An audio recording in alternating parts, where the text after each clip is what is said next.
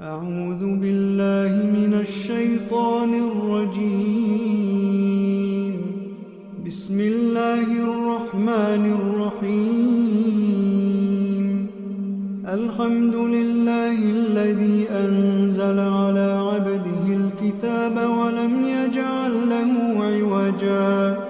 قيما لينذر بأسا شديدا من لدنه ويبشر المؤمنين الذين يعملون الصالحات أن لهم أجرا حسنا ماكثين فيه أبدا وينذر الذين قالوا اتخذ الله ولدا ما لهم به من علم ولا لآبائهم كبرت كلمة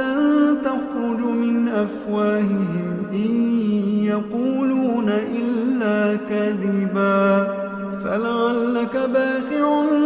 نفسك على آثارهم إن لم يؤمنوا بهذا الحديث أسفا إنا جعلنا ما على الأرض زينة لها لنبلوهم أيهم أحسن عملا وإنا لجاعلون ما عليها صعيدا جرزا أم حسبت أن أصحاب الكهف والرقيم كانوا من آياتنا عجبا إذ أوى الفتية إلى الكهف فقالوا ربنا آتنا من لدنك رحمة وهيئ لنا من أمرنا رشدا فضربنا على آذانهم في الكهف سنين عددا ثم بعثناهم لنعلم أي الحزبين أحصى لما لبثوا أمدا نحن نقص عليك نبأهم بالحق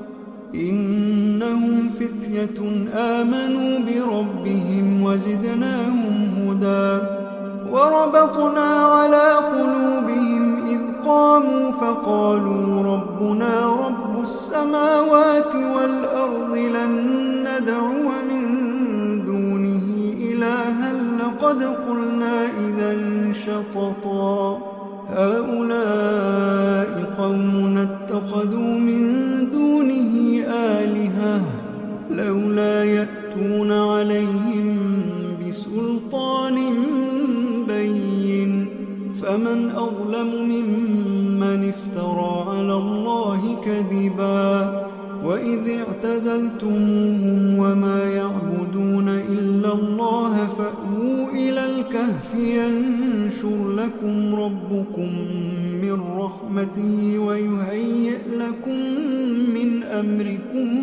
مرفقا وترى الشمس إذا طلعت تزاور عن كهفهم ذات اليمين وإذا غربت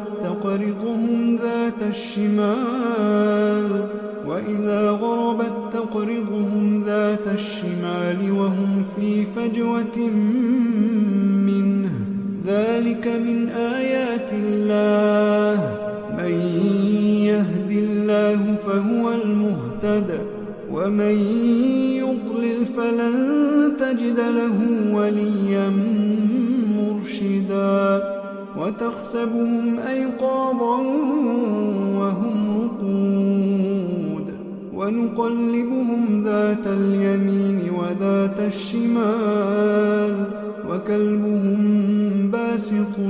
ذراعيه بالوصيد لو اطلعت عليهم لوليت منهم فرارا ولملئت منهم رعبا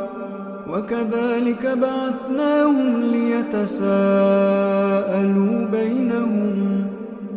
قال قائل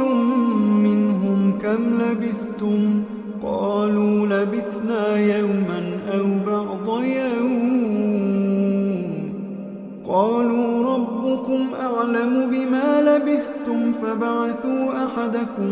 بورقكم هذه إلى المدينة فلينظر أيها أزكى طعاما فلينظر أيها أزكى طعاما فليأتكم برزق منه وليتلطف ولا يشعرن بكم أحدا إنهم إن يظهروا عليكم يرجموكم أو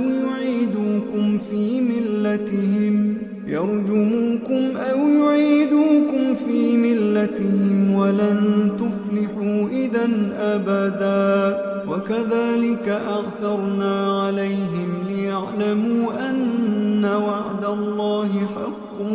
وأن الساعة لا ريب فيها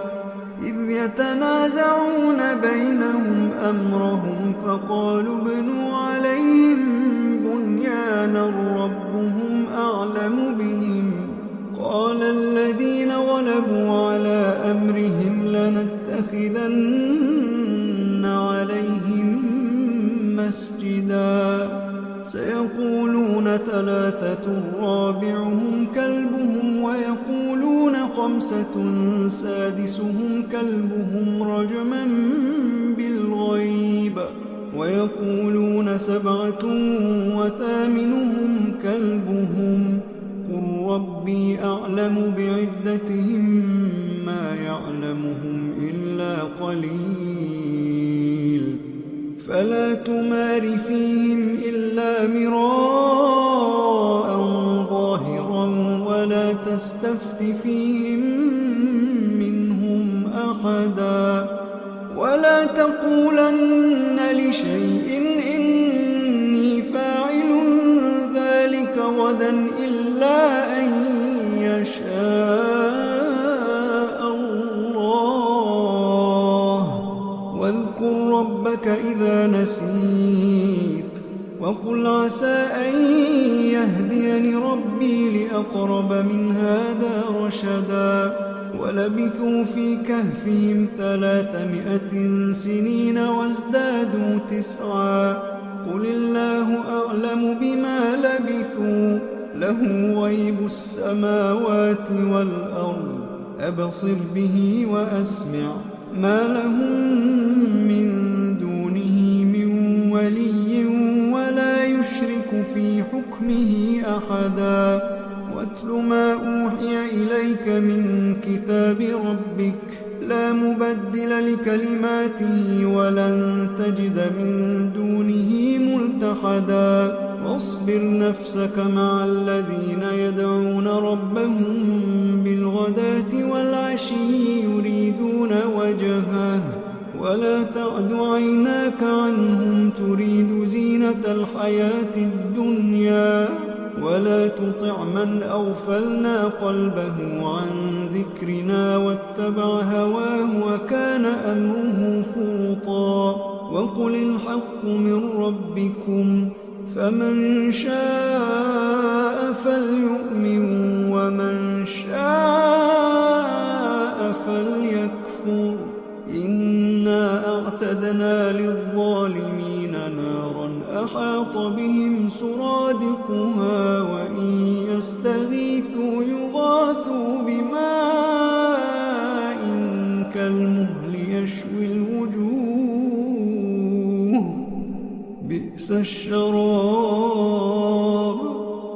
بئس الشراب وساءت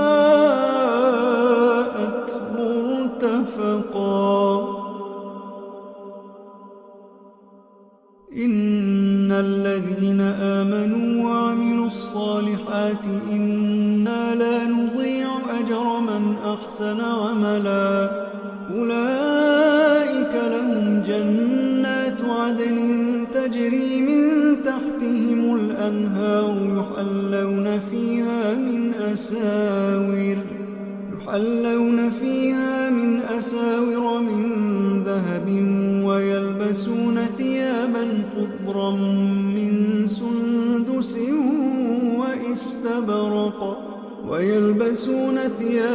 خضرا من سندس وإستبرق متكئين فيها على الأرائك نعم الثواب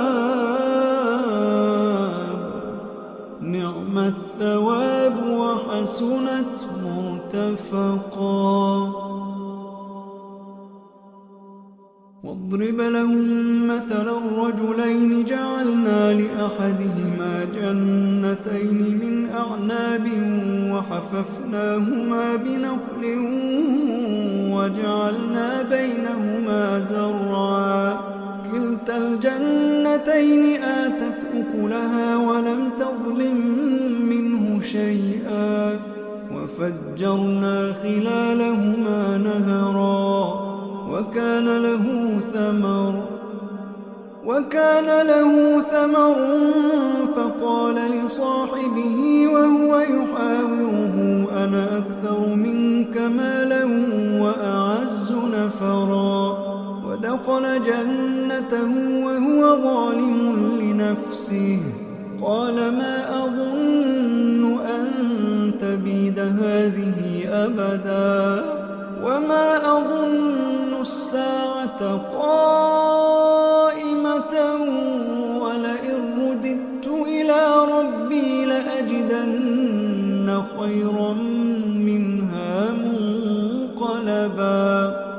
قال له صاحبه وهو يحاوره أكفرت بالذي خلقك من تراب ثم من نطفة ثم سواك رجلا لكن هو الله ربي ولا أشرك بربي أحدا. ولولا إذ دخلت جنتك قلت ما شاء الله لا قوة إلا بالله إن ترني أنا أقل منك مالا وولدا فعسى ربي أن يؤتيني خيرا من جنتك ويرسل عليها حسبانا من السماء فتصبح صعيدا زلقا أو يصبح ماؤها غورا فلن تستطيع له طلبا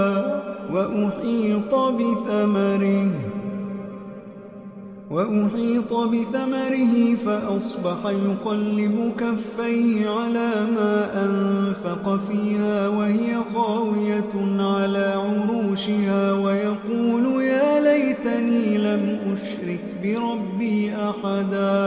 ولم تكن له فئة ينصرونه من دون الله وما كان منتصرا. هنالك الولاية لله الحق هو خير ثوابا وخير عقبا. واضرب لهم مثل الحياة الدنيا كماء أنزلناه من السماء فاختلط به نبات الأرض فأصبح هشيما تذروه الرياح وكان الله على كل شيء مقتدرا. المال والبنون زينة الحياة الدنيا والباقيات الصالحات خير عند ربك ثوابا وخير أملا. ويوم نسير الجبال وترى الأرض بارزة وحشرناهم فلم نغادر منهم أحدا وعرضوا على ربك صفا لقد جئتمونا كما خلقناكم أول مرة بل زعمتم أن لن نجعل لكم موعدا. ووضع الكتاب فترى المجرمين مشفقين مما فيه ويقولون يا ويلتنا ما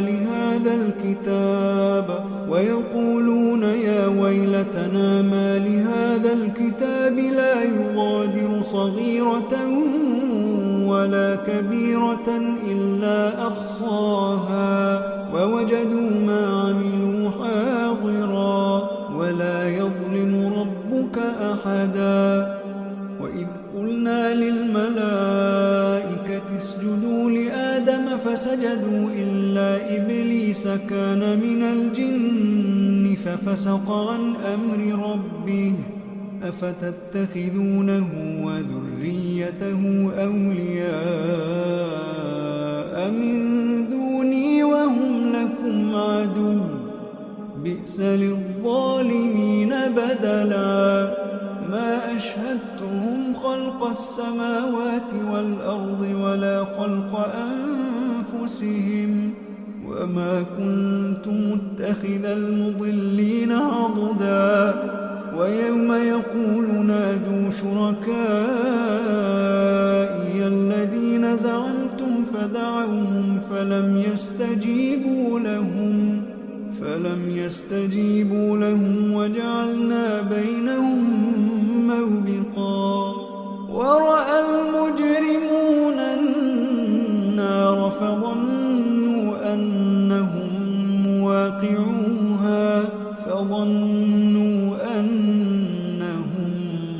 مواقعوها ولم يجدوا عنها مصرفا. ولقد صرفنا في هذا القرآن للناس من كل مثل وكان الإنسان أكثر شيء جدلا. وما منع الناس أن يؤمنوا إذ جاءهم الهدى ويستغفروا ربهم إلا أن تأتيهم سنة الأولين أو يأتيهم العذاب قبلا. وما نرسل المرسلين إلا مبشرين ومنذرين ويجادل الذين كفروا بالباطل ليدحضوا به الحق واتخذوا آياتي وما أنذروا هزوا. ومن أظلم ممن ذكر بآيات ربه فأعرض عنها ونسي ما قدمت يداه إنا جعلنا على قلوبهم أكنة أن يفقهوا وفي آذانهم وقرا وإن تدعهم إلى الهدى فلن يهتدوا إذا أبدا. وربك الغفور ذو الرحمة لو يؤاخذهم بما كسبوا لعجل لهم العذاب بل لهم موعد لن يجدوا من دونه موئلا. وتلك القرى أهلكناهم لما ظلموا وجعلنا لمهلكهم موعدا. وإذ قال موسى لفتاه لا أبرح حتى أبلغ مجمع البحرين أو أمضي حقبا فلما بلغا مجمع بينهما نسيا حوتهما فاتخذ سبيله في البحر سربا. فلما جاوزا قال لفتاه آتنا غداءنا لقد لقينا من سفرنا هذا نصبا. قال أرأيت إذ أوينا إلى الصخرة فإني نسيت الحوت وما أنسانيه إلا الشيطان أن أذكره واتخذ سبيله في البحر عجبا. قال ذلك ما كنا نبغي فارتدا على آثارهما قصصا فوجدا عبدا من عبادنا آتيناه رحمة من عندنا وعلمناه من لدنا علما. قال له هل أتبعك على أن تعلمني مما علمت رشدا قال إنك لن تستطيع معي صبرا وكيف تصبر على ما لم تحط به خبرا قال ستجدني إن شاء الله صابرا قال ستجدني إن شاء الله صابرا ولا أعصي لك أمرا قال فإن اتبعتني فلا تسألني عن شيء حتى أحدث لك منه ذكرا فانطلقا حتى إذا ركبا في السفينة خرقها قال أخرقتها لتغرق أهلها لقد جئت شيئا إمرا قال ألم أقل إنك لن تستطيع معي صبرا قال لا تؤاخذني بما نسيت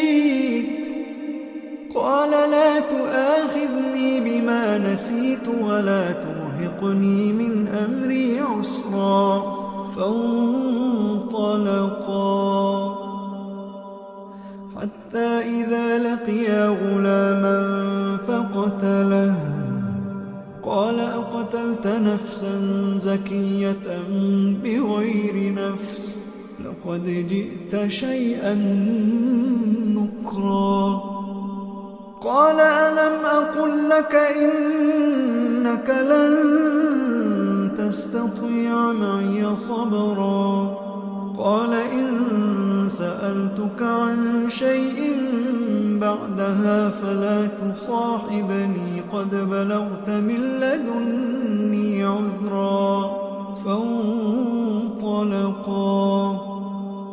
حتى إذا أتيا أهل قرية استطعما أهلها فأبوا أن يضيفوهما فوجدا فيها جدارا يريد أن ينقض فأقامه قال لو شئت لاتخذت عليه أجرا قال هذا فراق بيني وبينك سأنبئك بتأويل ما لم تستطع عليه صبرا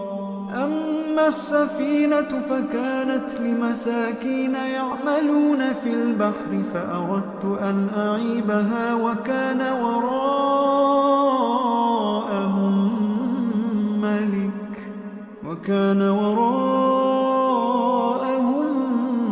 ملك يأخذ كل سفينة غصبا وأما الغلام فكان أبواه مؤمنين فخشينا أن يرهقهما طغيانا وكفرا فأردنا أن يبدلهما ربهما خيرا منه زكاة وأقرب رحما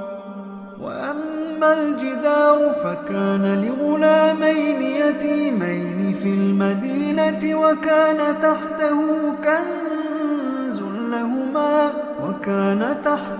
كنز لهما وكان أبوهما صالحا فأراد ربك أن يبلغا أشدهما ويستخرجا كنزهما رحمة من ربك وما فعلته عن أمري ذلك تأويل ما لم تسطع عليه صبرا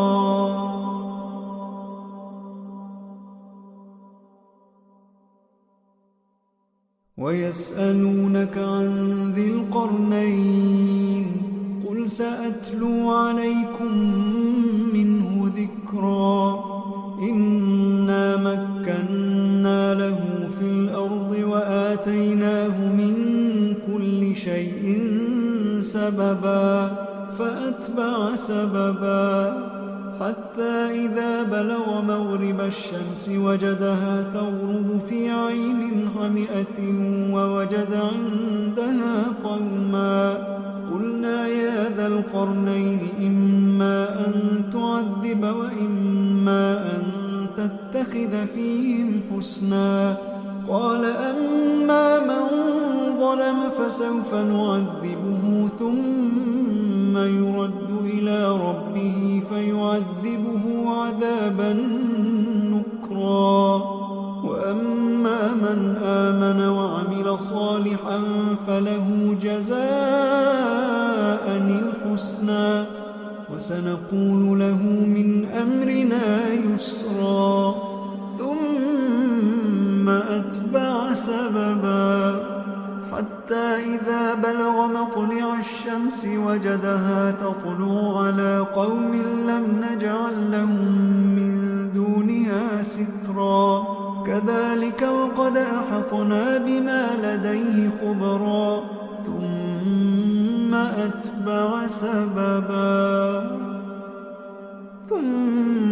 أتبع سببا حتى إذا بلغ بين السدين وجد من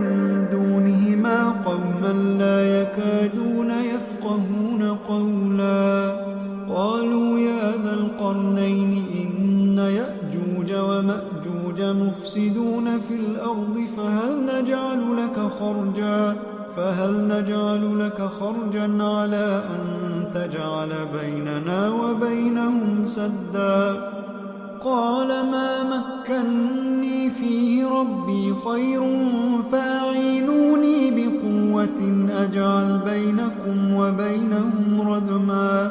آتوني زبر الحديد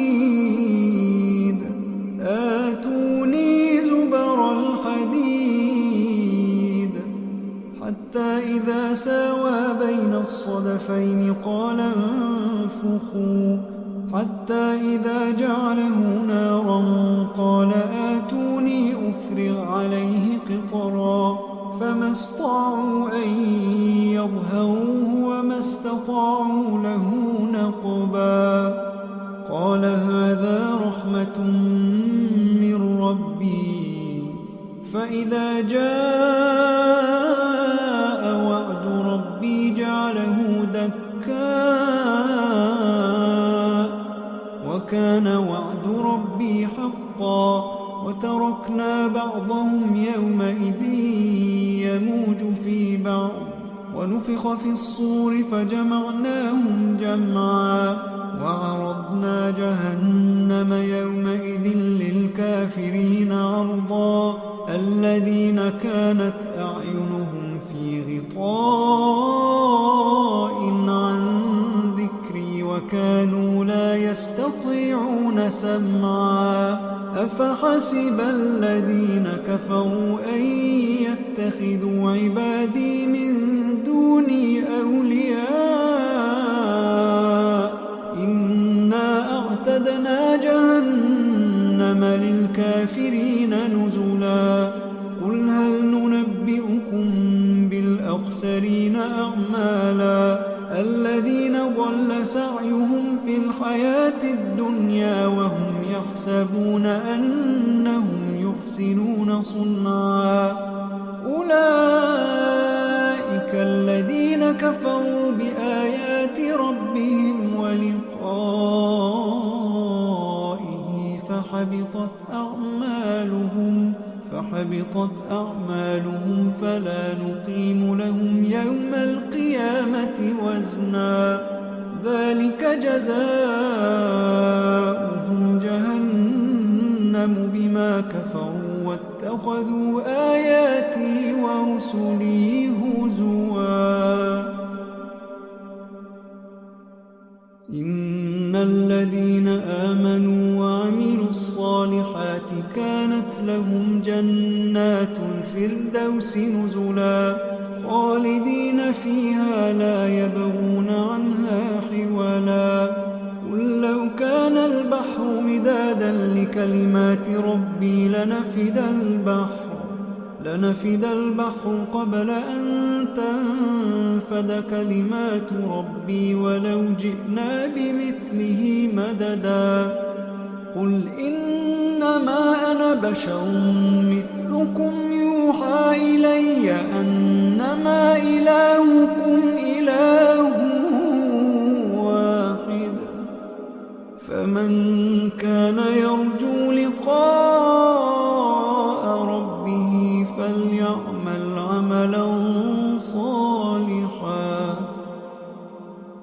فليعمل عملا